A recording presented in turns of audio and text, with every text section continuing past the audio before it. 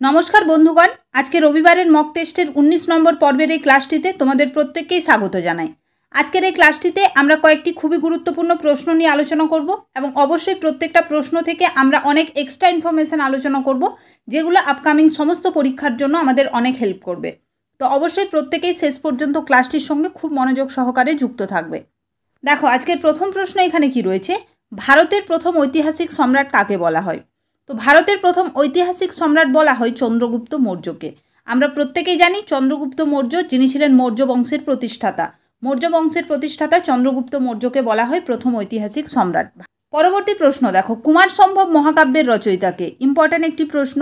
কুমার সম্ভব মহাকাব্যটির রচয়িতা হলেন কালিদাস। কালিদাসকে আমাদের ভারতের শেক্সপিয়ার বলা হয়, এটা আমরা জানি প্রত্যেকেই। এবার আমরা কালিদাসের রচিত আরও কয়েকটি উল্লেখযোগ্য গ্রন্থ রয়েছে যার নাম জানবো। যেমন দেখো, অভিজ্ঞান শকুন্তলম, মেঘদূতম, রঘুবংশম, এগুলো কিন্তু প্রত্যেকটি কালিদাসের রচিত আরও কয়েকটি বিখ্যাত গ্রন্থ। পরবর্তী প্রশ্ন এখানে কি রয়েছে দেখো, সাইমন কমিশন কোন সালে ভারতে এসেছিল? তো দেখো, সাইমন কমিশন ভারতে এসেছিল 1928 সালে। অপশন এ হয়ে যাবে সঠিক উত্তর। পরবর্তী প্রশ্ন দেখো, ইন্ডিয়া উইন্স ফ্রিডম এই গ্রন্থটির রচয়িতাকে? ইন্ডিয়া উইন্স ফ্রিডম গ্রন্থটির রচয়িতা হলেন মৌলানা আবুল কালাম আজাদ। অপশন এ হয়ে যাবে আমাদের সঠিক উত্তর। পরবর্তী প্রশ্ন এখানে কি রয়েছে দেখো, নিম্নের কে বিষ্ণুগুপ্ত নামে পরিচিত ছিলেন? ইম্পর্টেন্ট প্রশ্ন। তো বিষ্ণুগুপ্ত নামে পরিচিত ছিলেন চাণক্য, ঠিক আছে, এবং আমরা জানি চাণক্য যিনি কৌটিল্য নামেও পরিচিত ছিলেন, ঠিক আছে। চাণক্য, কৌটিল্য বা বিষ্ণুগুপ্ত একজনেরই নাম। তো এটা ইম্পর্টেন্ট, পরীক্ষার পার্সপেক্টিভে খুব ভালো করে মনে রাখবে।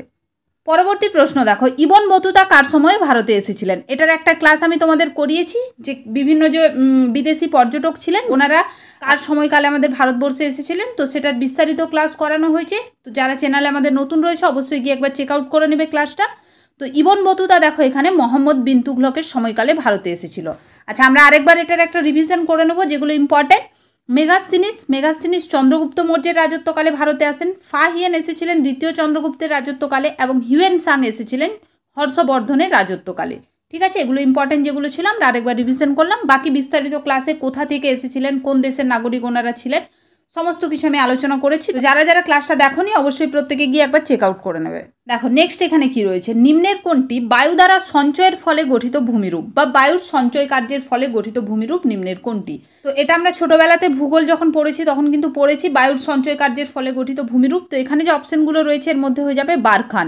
বারখান হলো বায়ুর সঞ্চয় কার্যের ফলে গঠিত একটি ভূমিরূপ। আরও কয়েকটি উল্লেখযোগ্য ভূমিরূপ রয়েছে যেগুলো হচ্ছে বায়ুর ফলে গঠিত হয়, যেমন দেখো ইনসেল বার্জ, এছাড়াও বালিয়াড়িটা ইম্পর্টেন্ট মনে রাখবে পরীক্ষার জন্য।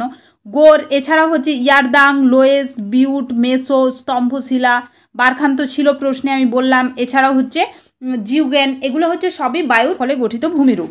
মুকুটমণিপুর ড্যাম পশ্চিমবঙ্গের কোন জেলায় অবস্থিত? ভীষণ ইম্পর্টেন্ট একটি প্রশ্ন। মুকুটমণিপুর ড্যাম যেটা রয়েছে এটা হচ্ছে পশ্চিমবঙ্গের কোন জেলায় রয়েছে? বাঁকুড়া জেলায়, ঠিক আছে। এটা কিন্তু একদম ভুল করবে না, এটা বাঁকুড়া জেলায় রয়েছে মুকুটমণিপুর ড্যাম। পরবর্তী প্রশ্ন দেখো, এখানে পৃথিবীর দীর্ঘতম প্রণালী কোনটি? এটা ইম্পর্টেন্ট প্রশ্ন। পৃথিবীর দীর্ঘতম প্রণালী হয়ে যাবে মালাক্কা প্রণালী, ঠিক আছে। আচ্ছা, এখানে আমি তোমাদের একটু বলে দিই, এই যে মালাক্কা প্রণালী রয়েছে এটা দেখো প্রশান্ত মহাসাগর এবং ভারত মহাসাগরকে সংযুক্ত করেছে। পরবর্তী প্রশ্ন এখানে দেখো, গান্ধী সাগর বাঁধ কোন নদীতে অবস্থিত? গান্ধী সাগর বাঁধ যেটা রয়েছে এটা চম্বল নদীতে অবস্থিত। এটারও আমি ক্লাস তোমাদের করিয়েছি, ঠিক আছে। তো দেখো, এটা চম্বল নদীতে কোন রাজ্যে মনে রাখবে, গান্ধীসাগর বাঁধ হচ্ছে মধ্যপ্রদেশ রাজ্যে চম্বল নদীতে অবস্থিত হচ্ছে গান্ধীসাগর বাঁধ। রাজ্যটা ইম্পর্টেন্ট, মধ্যপ্রদেশ, এটা আমি বলে দিলাম, এটা মনে রাখবে। আচ্ছা, এবার আরও কয়েকটা গুরুত্বপূর্ণ বাঁধ রয়েছে যেগুলো কোন রাজ্যে এবং কোন নদীতে অবস্থিত সেটা আমরা জানবো। দেখো, রয়েছে সর্দার সরোবর বাঁধ যেটা হচ্ছে গুজরাট রাজ্যে নর্মদা নদীতে অবস্থিত। এছাড়া তেহরি বাঁধ ইম্পর্টেন্ট, ভাগীরথী নদীতে রয়েছে উত্তরাখণ্ডে। হীরাকুন্দ বাঁধ অবশ্যই ওড়িশা রাজ্যে মহানদীর ওপর। ফারাক্কা বাঁধ পশ্চিমবঙ্গে আমাদের গঙ্গা নদীর ওপর রয়েছে। এছাড়াও মেত্তুর বাঁধ ইম্পর্টেন্ট, মনে রাখবে তামিলনাড়ু কাবেরী নদীর উপর। এগুলো ইম্পর্টেন্টগুলো আমি বললাম, বাকি পুরো ডিটেলসে ক্লাস করানো হয়েছে, চেক আউট করবে ক্লাসটা, সেখানে পুরো আমি সমস্ত কিছু তথ্য আলোচনা করেছি। পরবর্তী প্রশ্ন এখানে দেখো একটা কি রয়েছে, লাক্ষাদ্বীপের রাজধানীর নাম কি? লাক্ষাদ্বীপ হলো আমাদের একটা কেন্দ্রশাসিত অঞ্চল, তো এই কেন্দ্রশাসিত অঞ্চলটির রাজধানীর নাম কি? তো লাক্ষাদ্বীপের রাজধানী হলো কাভারাত্তি। এটা ইম্পর্টেন্ট, পরীক্ষার জন্য খুব ভালো করে মনে রাখবে। টোটাল যে কেন্দ্রশাসিত অঞ্চলগুলো রয়েছে প্রত্যেকটা কেন্দ্রশাসিত অঞ্চলের ক্যাপিটাল আমরা এখানে জানবো। লাদাখ যে কেন্দ্রশাসিত অঞ্চলটি রয়েছে এর রাজধানী হলো লেহ। এছাড়া হচ্ছে চণ্ডীগড়ের হচ্ছে চণ্ডীগড় রাজধানী। আন্দামান নিকোবর দ্বীপপুঞ্জের রাজধানীটা ইম্পর্টেন্ট, মনে রাখবে পোর্ট ব্লেয়ার। দাদরা নগর হাভেলি দমন দিউ এর রাজধানী হচ্ছে দমন। দিল্লি যেটা হচ্ছে আমাদের ন্যাশনাল ক্যাপিটাল, দিল্লির রাজধানী হচ্ছে নিউ দিল্লি। পুদুচেরি যে কেন্দ্রশাসিত অঞ্চলটি রয়েছে এর রাজধানী হচ্ছে পুদুচেরি। এছাড়াও জম্মু কাশ্মীর দেখো রয়েছে, জম্মু কাশ্মীরের গ্রীষ্মকালীন রাজধানী হচ্ছে শ্রীনগর এবং শীতকালীন রাজধানী হচ্ছে জম্মু। এই দুটো কিন্তু ইম্পর্টেন্ট, খুব ভালো করে মনে রাখবে। জম্মু কাশ্মীরের রাজধানী গ্রীষ্মকালীন আলাদা, শীতকালীন আলাদা। নেক্সট দেখো, কোন নদীর বদ্বীপ পাখির পায়ের মতো? এটা আমি যখন তোমাদের রিভারের ম্যাপ ভিডিওগুলো করিয়েছি শর্টসে, সেখানে কিন্তু আমি তোমাদের বলেছি, সেখানে যখন আমি কৃষ্ণা নদী করিয়েছি সেক্ষেত্রে বলেছি যে কৃষ্ণা নদীতে হচ্ছে পাখির পায়ের মতো বদ্বীপ দেখতে পাওয়া যায়। তো অপশন সি হয়ে যাবে এখানে সঠিক উত্তর। নেক্সট দেখো, দক্ষিণ ভারতের শস্য ভাণ্ডার কাকে বলা হয়? ইম্পর্টেন্ট প্রশ্ন। দক্ষিণ ভারতের শস্য ভাণ্ডার বলা হয় থাঞ্জাভুরকে। ঠিক আছে, থাঞ্জাভুর হচ্ছে তামিলনাড়ু রাজ্যের একটি জেলা। তো এই তামিলনাড়ু রাজ্যের এই জেলাটিকে বলা হচ্ছে দক্ষিণ ভারতের শস্য ভাণ্ডার। পরবর্তী প্রশ্ন দেখো, সংবিধানের কোন তালিকায় অর্থনৈতিক পরিকল্পনা অন্তর্ভুক্ত রয়েছে? তো এখানে এই অপশনের পার্সপেক্টিভে উত্তর হয়ে যাবে সমকালীন তালিকা। অপশন বি হয়ে যাবে এখানে সঠিক উত্তর। সংবিধানের সমকালীন তালিকায় হচ্ছে অর্থনৈতিক পরিকল্পনাকে অন্তর্ভুক্ত করা হয়েছে। পরবর্তী প্রশ্ন এখানে কি রয়েছে দেখো, গণপরিষদ কত সালে গঠিত হয়? তো গণপরিষদ গঠিত হয় 1946 সালে। ইম্পর্টেন্ট প্রশ্ন। গণপরিষদ আমি কিছুদিন আগে তোমাদের সংবিধানের ক্লাস করিয়েছি, সেখানে গণপরিষদ সম্পর্কে পুরো বিস্তারিতভাবে আমি আলোচনা করেছি। গণপরিষদ কবে গঠিত হয়, গণপরিষদের ধারণা প্রথম দিয়েছিলেন এম.এন. রয়, গণপরিষদের প্রথম অধিবেশন কবে বসেছিল, কোথায় বসেছিল, সমস্ত কিছু কিন্তু সেখানে পুরো ডিটেলসে আলোচনা করা হয়েছে। তো অবশ্যই ভারতীয় সংবিধান গঠনের ইতিহাসের যে ক্লাসটা কিছুদিন আগে দেওয়া হয়েছে, প্রত্যেকেই ক্লাসটা দেখবে। এবং পিডিএফটা এখনও তোমাদের দেওয়া হয়নি টেলিগ্রাম চ্যানেলে, আমি খুব তাড়াতাড়ি পিডিএফটাও তোমাদের দিয়ে দেবো। তো অবশ্যই কিন্তু প্রত্যেকে গিয়ে সংবিধান গঠনের ইতিহাস, যেটা সংবিধানের ফার্স্ট ক্লাস আমি তোমাদের করিয়েছি, অবশ্যই দেখবে। এবং এর পরবর্তীতে প্রত্যেকটা বিষয়ের প্রত্যেকটা অধ্যায় কিন্তু আমরা এইভাবে কিন্তু একে একে কাভার করে যাব পরীক্ষার আগে। পরবর্তী প্রশ্ন দেখো, ভারতের রাষ্ট্রপতি কার দ্বারা নির্বাচিত হন? দেখো, ভারতের রাষ্ট্রপতি নির্বাচিত হন লোকসভার সদস্যদের দ্বারা, রাজ্যসভার সদস্যদের দ্বারা, এছাড়াও বিধানসভার যারা সদস্য রয়েছেন। তো ওনাদের প্রত্যেকেরই হচ্ছে একটা মনোনয়নের ফলে কিন্তু রাষ্ট্রপতিকে নির্বাচন করা হয়। তো এখানে উপরের সবগুলি হয়ে যাবে সঠিক উত্তর। ঠিক আছে, নেক্সট দেখো, নাবার্ড কত সালে প্রতিষ্ঠিত হয়? ইম্পর্টেন্ট প্রশ্ন। নাবার্ড প্রতিষ্ঠিত হয় 1882-তে। ঠিক আছে, নাবার্ডের ফুল ফর্ম কি? National bank for agriculture and rural development. এবং নাবার্ড এর সদর দপ্তর কোথায় রয়েছে? মুম্বাইয়ে। পরবর্তী প্রশ্ন দেখো, গরিবি হাটাও স্লোগানটি কোন পঞ্চবার্ষিকী পরিকল্পনার অন্তর্গত? ইম্পর্টেন্ট প্রশ্ন। গরিবি হাটাও এই স্লোগানটি দেওয়া হয়েছিল পঞ্চম পঞ্চবার্ষিকী পরিকল্পনায়। এবার তোমরা আমাকে প্রত্যেকেই কমেন্ট করে জানাও, গরিবি হাটাও স্লোগানটি কে দিয়েছিলেন? এই প্রশ্নটা তোমাদের জন্য রইল, প্রত্যেকে কমেন্ট করে জানো। পঞ্চম পঞ্চবার্ষিকী পরিকল্পনা আমি বলে দিলাম, তো সেই সময় কে স্লোগানটি দিয়েছিলেন এটা তোমরা অবশ্যই প্রত্যেকে কমেন্ট করে জানাবে। নেক্সট দেখো, জীবন বিজ্ঞানের কোন শাখায় কীট পতঙ্গ নিয়ে আলোচনা করা হয়? ইম্পর্টেন্ট প্রশ্ন। জীবন বিজ্ঞানের হচ্ছে অ্যান্টোমোলজি যে শাখাটি রয়েছে, সেই অ্যান্টোমোলজি শাখাতে কি করা হয় না, কীট পতঙ্গ নিয়ে আলোচনা করা হয়। এখানে যে বাকি অপশনগুলো রয়েছে আমি একটু তোমাদের বলে দিই। দেখো, এখানে অর্নিথোলজি রয়েছে। অর্নিথোলজি হচ্ছে পক্ষী সংক্রান্ত বিদ্যাকে বলা হয়। এরপরে এখানে ডার্মাটোলজি রয়েছে।